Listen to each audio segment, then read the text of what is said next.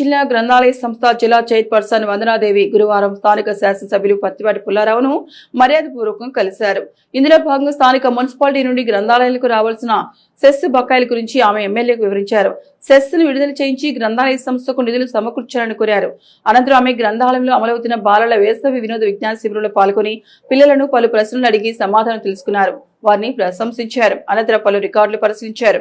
ఈ సందర్భంగా వందనాదేవి మాట్లాడుతూ గ్రంథాలయ అభివృద్ధికి అందరూ సహకరించాలని కోరారు.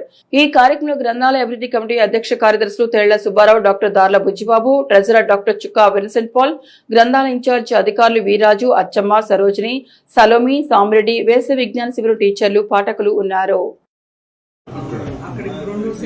వేరే చోట మళ్ళీ రాసి ఇచ్చారు. దాని అగ్రిమెంట్ కానీ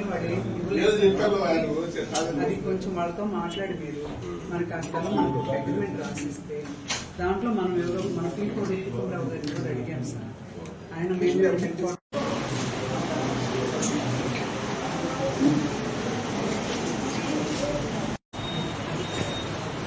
బ్యాంక్ పుల్లారావు గారిని కలిసి మేము బ్యాంక్ మన కమిషనర్ గారికి ఆయన కూడా కలిసి ఒక లెటర్ ఇచ్చి వస్తానంటే